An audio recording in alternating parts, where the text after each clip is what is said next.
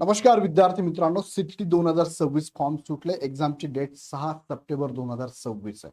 Form भरण्याची date जी आहे त्या डेटमध्ये तुम्हाला फॉर्म भरायचा 1 महिन्याचा अवधी त्यांनी दिलेला आहे, म्हणजे 10 जून पर्यंत फॉर्म भरायचा. आता फॉर्म भरत असताना जी प्रोसेस आहे, फॉर्म कसा भरावा याचा व्हिडिओ माझा अपकमिंग आहे, येऊनच जाईल तो. पण त्यामध्ये एक महत्त्वाचा मुद्दा आहे की पेपर 1 आणि 2 साठी तुम्ही भाषा पेपर कोणता निवडू शकता. बघूया आपण भाषा पेपरमध्ये मराठी घेता येतो का, इंग्लिश स्किप करता येतो का, पेपर माध्यम काय असणार आहे. ऍक्च्युअल प्रॅक्टिकली फॉर्म भरत असताना काय प्रोसेस आहे ती पण मी तुम्हाला लगेच दाखवतो. मी फॉर्म भरलेला आहे. फॉर्म भरताना त्यांनी याच्यावरती काय ऑप्शन दिला ते पण मी तुम्हाला सांगतोय. पण तत्पूर्वी तुम्ही जर सीटीडीची तयारी करत असाल, 6 सप्टेंबरला पेपर आहे, 4 महिने तुमच्या हातात. या 4 महिन्यामध्ये टू द पॉइंट व्यवस्थित जर अभ्यास करायचा असेल तर इग्नाइट अकॅडमीची सीटीडी पेपर 1+2 ची बॅच आपण अनाऊन्स केली. ऍडमिशन ओपन झाली. ह्या बॅच मध्ये तुम्हाला हिंदी आणि इंग्लिश माध्यम मध्ये शिकवलं जाणार आहे, कारण पेपरचं माध्यम तेच असणार आहे.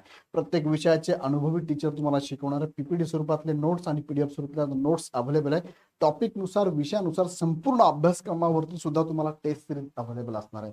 अनलिमिटेड वॉच टाइम आहे, सो त्यासाठी लगेच तुम्ही बॅच जॉईन करू शकता. 6 महिने व्हॅलिडिटी असणारी बॅच आहे. खाली डिस्क्रिप्शन मध्ये लिंक दिलेली आहे. त्याचबरोबर टीईटीची तयारी करणाऱ्या मुलांसाठी फास्ट ट्रॅकची बॅच आपण लॉन्च केली. फास्ट ट्रॅकची बॅच सुद्धा 15 मे पासून स्टार्ट होते. ही बॅच तुम्हाला 21 जून पर्यंत व्हॅलिडिटी असणार आहे.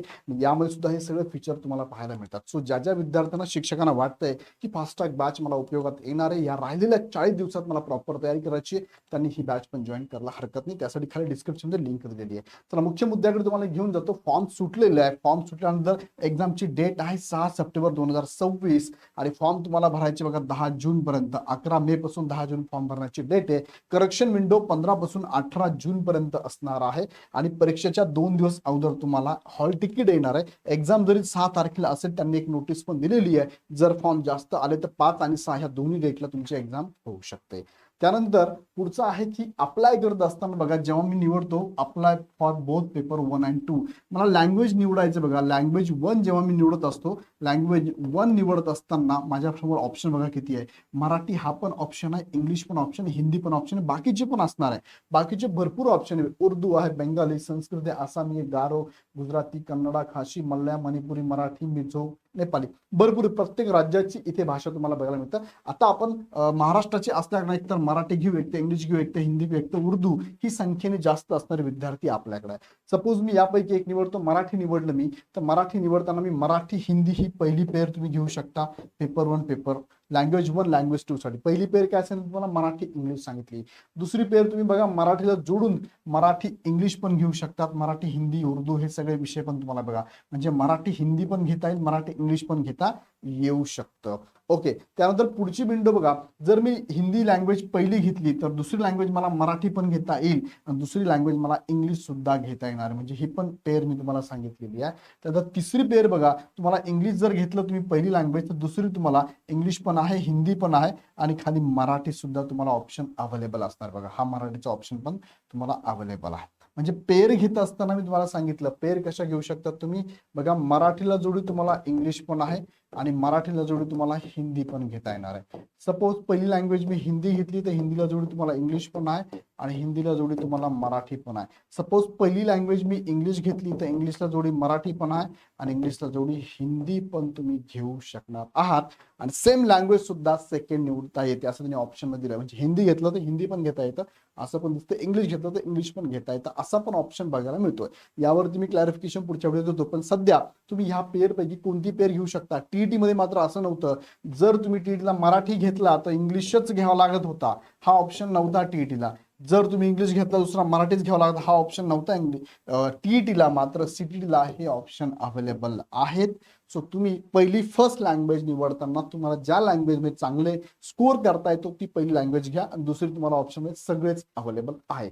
मग आता प्रश्न येतो की सर क्वेश्चन पेपरची माध्यम काय असणार आहे. इथे मात्र माध्यम बघा, जसं टीईटीला तुम्ही जशी माध्यम निवडतात त्यानुसार माध्यम, म्हणजे जसा पेपर निवडताय भाषा लँग्वेज निवडताय तसा पेपरमध्ये भाषा माध्यम थोडं वेगळं होतं. उर्दूसाठी वेगळं होतं.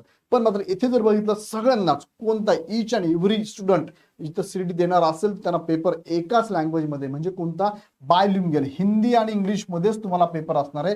यामध्ये काही बदल नाही. त्यांनी त्यांच्या पेज नंबर 4 वरती 8 नंबरचा पॉईंट आहे language of the question paper तर बायलिंग्वल हिंदी इंग्लिशच असणार आहे. सो तुम्ही लँग्वेज कोणती निवडता आणि माध्यम याचा काही संबंध नाही. लँग्वेज निवडताना तुम्हाला आवडती पेअर तुम्ही निवडू शकता. फक्त पहिला पेपर लँग्वेजचा निवडत असताना ज्यामध्ये चांगला स्कोर करता येतो तो पहिला घ्यावा आणि दुसरा तुम्हाला जो अपेक्षित तो घ्यावा. इंग्लिश पण स्किप करता येऊ शकतो तुम्हाला काही प्रॉब्लेम नाही. तुमचं शिक्षण तुमचं माध्यम तुम्ही आतापर्यंत ज्या माध्यमातून शिकलात जिथे कुठे शिकलात त्याचा इथे लँग्वेज पेपर निवडण्याचा काही संबंध नाही. एखादा म्हणू शकतो सर माझं ग्रॅज्युएशन पर्यंत शिक्षण इंग्लिश मध्ये झालंय म्हणून मला इंग्लिशच घ्यावं लागेल का, तर असं काही नाही. सर माझं व्यावसायिक शिक्षण मी इंग्लिशमध्ये केलेलं आहे डीएड बीएड तर मला इंग्लिश घ्यावं लागेल का, असं अजिबात नाही. सर माझं मराठीमध्ये झालंय मला मराठी स्किप यस करता येईल काही प्रॉब्लेम नाहीये. सो तुमच्या शिक्षणाचा आणि ते लँग्वेज निवडण्याचा काही संबंध नाही. ही पात्रता परीक्षा असल्यामुळे हे निकष इथे लागू होत नाही. आलं लक्षात.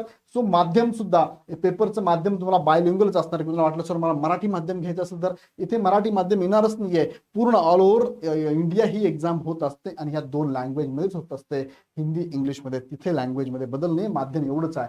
मात्र इथे माध्यम हेच आहे लँग्वेजमध्ये मात्र तुम्हाला चॉईस असणार आहे. सो हा व्हिडिओ तुमच्यासाठी होता. आवडला तर लाईक करा, इतरांनाही शेअर करा आणि पुढचे अपडेट बघण्यासाठी चॅनल सबस्क्राईब नक्की करून बेल आयकॉन क्लिक करा. आपण जाण्यापूर्वी तुम्हाला सांगू इच्छितो की बॅच चालू झाली आहे. राहिलेल्या 4 महिन्यामध्ये खूप चांगली तयारी करणारी ही बॅच असणार आहे. डेमो लेक्चर युट्यूब वरती अवेलेबल आहे. एकदा बघा आणि लँग्वेजमध्ये शिकवणाऱ्या ज्या फॅकल्टी आहे त्यांचा अनुभव बघा. ते माध्यम तुम्हाला ज्या माध्यममध्ये क्वेश्चन पेपर सीटीटी त्याच माध्यममध्ये म्हणजे हिंदी आणि इंग्लिशमध्ये तुम्हाला इथे शिकवणार आहे. सो पेपर देत असताना तुम्हाला काही अडचण येणार नाही. लँग्वेजचा प्रॉब्लेम येणारच नाही. सो लक्षात घ्या. अधिक माहितीसाठी या नंबरला कॉल करू शकता. अदरवाईज ऍप डाउनलोड करून हवी ती बॅच लगेच जॉईन करू शकता. पुन्हा एकदा सांगतो की हा व्हिडिओ आवडला तर लाईक करा, शेअर करा आणि पुढचे अपडेट बघण्यासाठी चॅनल सबस्क्राईब करा. पुन्हा व्हिडिओ आपण नेक्स्ट व्हिडिओमध्ये. धन्यवाद.